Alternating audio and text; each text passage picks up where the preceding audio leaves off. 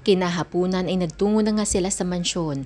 Nasa Bukana iyon ang Antipolo kaya medyo mabilis lang ang biyahe nila. Namangha siya sa laki noon, lalo na makapasok siya. Tila natulos-tuloy ang mga paa at hindi maiapak ang papasok. "Come in!" Baritonong tinig. Agad naman siyang sumunod dito. Ang lawak ng salas ng malaking bahay na naadornohan ng mga muebles na yari sa Nara. Elegante kung titingnan, hanggang mapako ang isang full-size frame na nakasabit sa dingding. Isang painting iyon na nakaguhit ang tatlong muka. Pawang masasaya.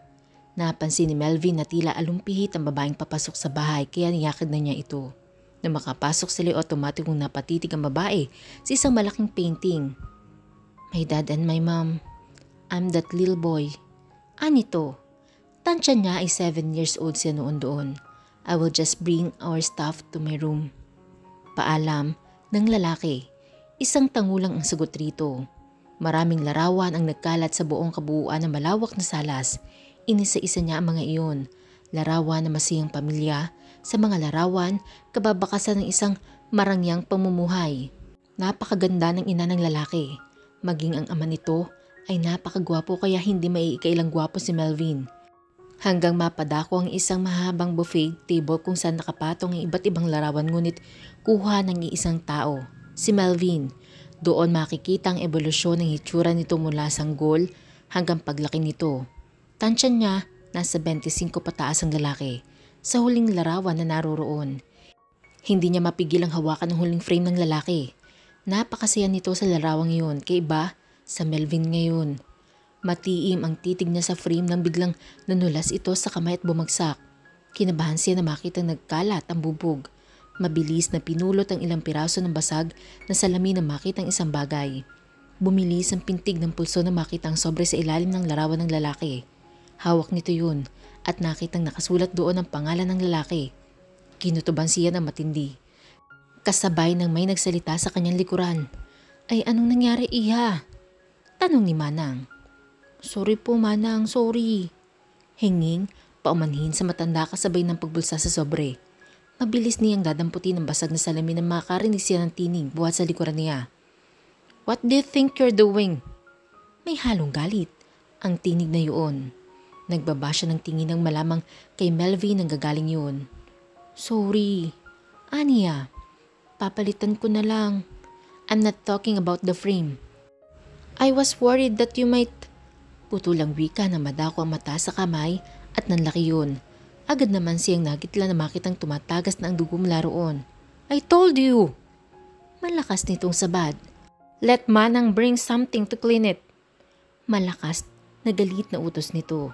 Maya-maya ay dumating si Manang kasama ang isang babae na hindi nalalayo sa edad ni Melvin. "Good to see you here." Ngiti ng babae ng matapat kay Melvin. Ngumiti naman ng lalaki rito. Dinaluhan na siya ng babae kanina ay kasama ni Manang samantala. Nililigpit naman nito ang bubog na nagkalat. "Medyo mahaba ang hiwa mo."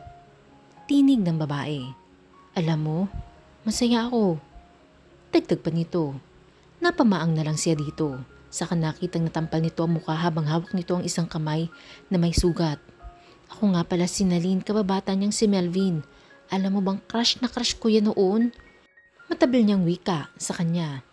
Napangiti siya rito. "Kaya lang, nag-asawa na ako at nagkaanak, wala pa rin siyang asawa." Anito. Saka hindi mapigilang mapangiti. Biruin mo dalagitan ng inaanak nito. 10 years old na siya, single pa rin. Oops! Tabing sa bibig nang maalalang kasama siya ng lalaki. Ngumiti siya dito dahil friendly ito. "Okay lang." Aniya.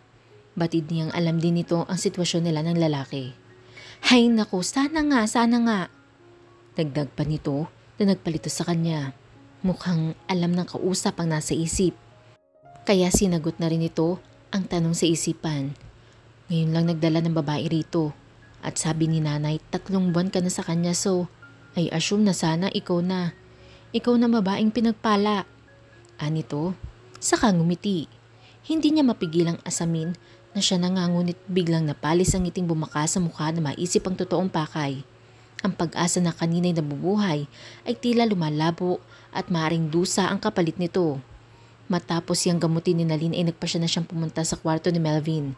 Maging doon ay puno ng larawan nito pawang nakangiti. Doon ay naalalang sobret agad na inusisa iyon. Melvin Vasquez Nicolas. Basa sa pangalang nasa sobre. Nanginginig ang kamay na binuksan ito. Nanlaki ang mata na makita kung kanino galing ang sulat. Sa mama ng lalaki. Ilang lunok ang ginawa bago tuluyang basahin ang liham. Mahal kong Melvin, alam kong mahirap para sa iyo lahat ng ito. Ramdam ko na hindi na ako magtatagal. Matagal ko nang nararamdaman ang plano ni Piolo sa akin. Mula na mawala ang aming ina at nalaman niyang sa akin ipinamana ang halos kabuuan ng lupain namin sa Mindoro. Masakit malamang sarili mong kapatid ay wawasak sa pamilyang matagal kong iningatan. 1 taon matapos mamatay ang iyong ama. Nalaman kong si Piolo ang may pakana. Natakot ako kaya nagpasya kong ipadala ka sa Amerika dahil batid kong hindi mo pa kayang harapin ang lahat. Naramdaman ko ang pagbagsak ng aking katawan kasabay ng palagi ang pagkahilo. Noong unay inakala kong simpleng sakit lamang lalo na't walang makita ang doktor. Minsan ay aksidenteng nagkita kami ng ninang mo. Kababakasyon lang nila galing ng Amerika nang mapansin nito ang aking katawan. Doon ay nalaman ko may laso ng dugo ko gawa ng arsenic. Hindi ito madaling madetect kaya kahit ilang doktor pa ang aking puntahan, walang makapagsabi ng tunay na karamdaman ngunit huli ng lahat. Nalaman ni Piolo na alam ko na ang lahat kaya gumawa ito ng paraan para mahawakan ako sa leeg. Wala akong nagawa nang dumating ito at kunin ako kay Nena. Walang nagawa si Nena maging ako dahil tuluyang bumagsak ang aking katawan. Sinabihan ko na lamang si Nena na huwag nang sabihin sa iyo ang lahat para hindi ka mag-alala. Sa paglalagi ko sa bahay namin sa Mindoro ay isang lihim ang aking nalaman. Hindi anak ni Papa si Piolo dahil umibig si Mama sa isang magsasaka at si Piolo ang bunga. Ngunit sa labis na pag-ibig ni Papa, itinanggap niya si Mama at itinuring na anak si Piolo. Nang mamatay si Papa ay iniwan sa akin ang halos kabuuan ng lupain nila sa Mindoro nang malaman ni Piolo na galit ito. Hanggang sa mamatay si Mama. Mas lalong naging maigting ang pagkamkam nito sa aking lupain. Dahil hindi ko naman masyado maalagaan kaya hinayaan ko na. Ngunit naging ganid ito lalo na nang tahasan na nitong hiningi sa akin ng secret account na iniwan sa akin ni Papa.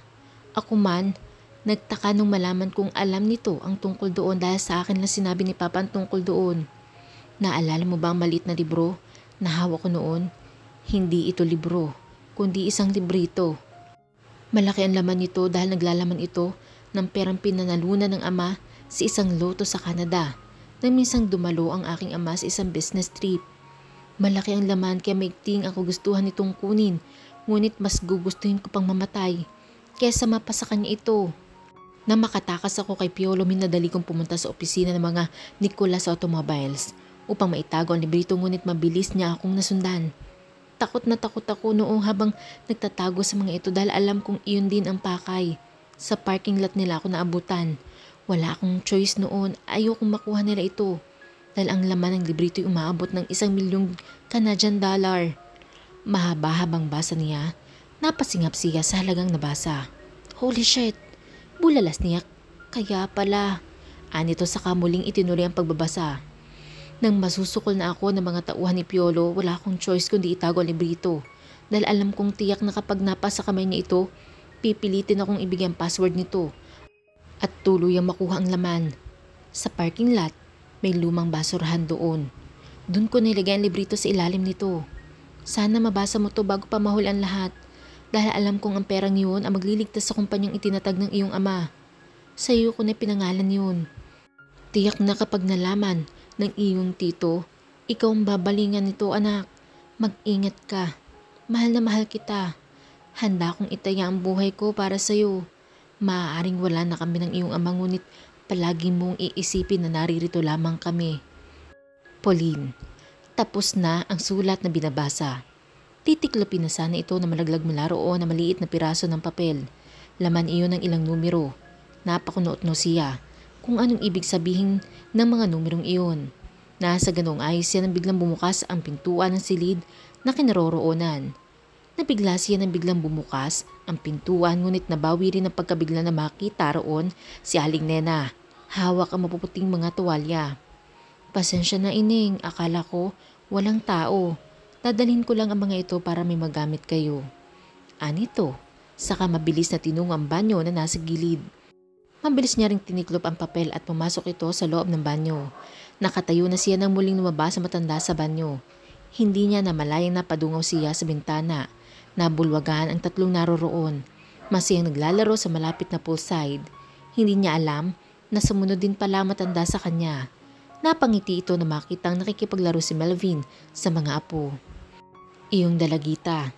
Iyan si Lalin, ang inaanak ni Melvin at iyong maliit na lalaki. Bunsong kapatid nito. Napakaaliwalas na mukha ng lalaki habang masiyang nakikipagharutan sa dalawang bata. Bigla tuloy siyang napahaplos sa tiyan niya at inasam na mayroon din silang anak. Kaya hindi ko maiwan-iwan ang batang yan. Kasi kami na lang ang pamilyang meron siya. Ang tito naman niya, hindi sila magkasundo. Kaya kahit pwede na kaming umalis dito, dahil maayos naman ang trabaho ni Nalin, hindi namin magawa. Kaya isa na lang ang dasal namin. Wika pa nito sa katumingin sa kanya. Ang magkaroon siya ng sariling pamilya. Gustuhin man niyang ibigay yun sa lalaki ngunit natatakot siya. Natatakot siya na baka kapag nalaman nitong sinugo siya ng tiyuhin ay kamuhian siya nito. Naramdaman niyang paghawak na matanda sa kanya magkabilang balikat. Nakikita namin na malaking pagbabago sa kanya mula nang tumira ka sa puder niya. Alam kong lumambot ang puso ng batang yan.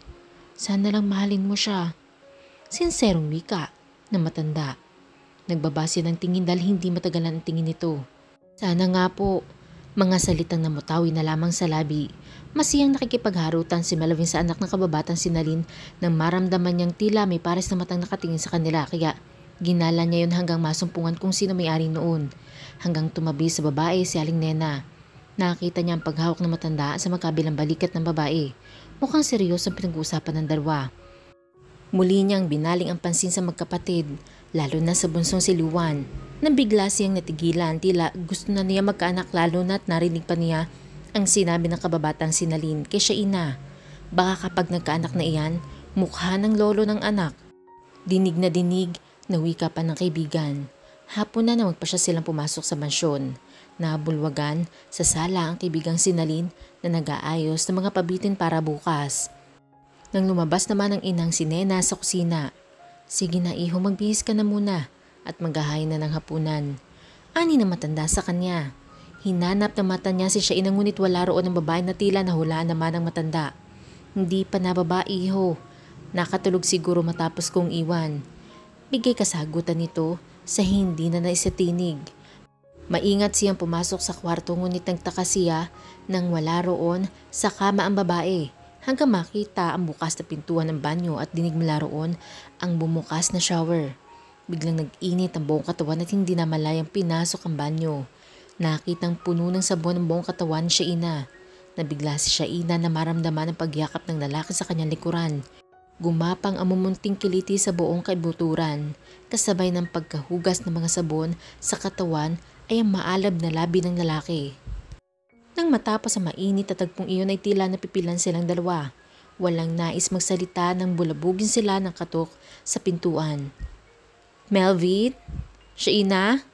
Handa na ang hapunan. Magmadali kayo at kanina pa nakahayin.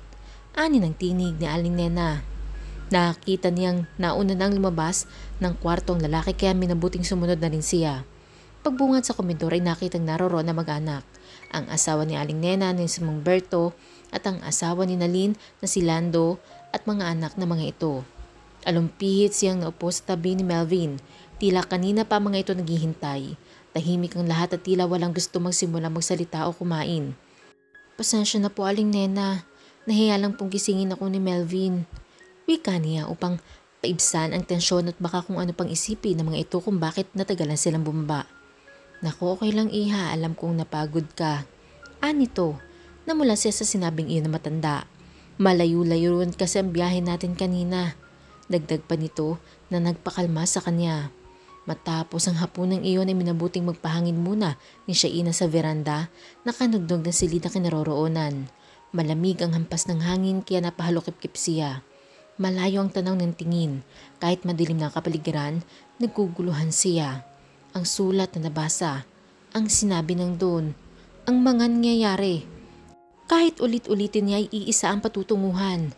Ginamit siya ng doon. Ito ang ganid at hindi si Melvin. Kaya pala ganoon ang kaigting. Muli po, sabay-sabay po nating amangan ang susunod na kabanata. Maraming salamat po.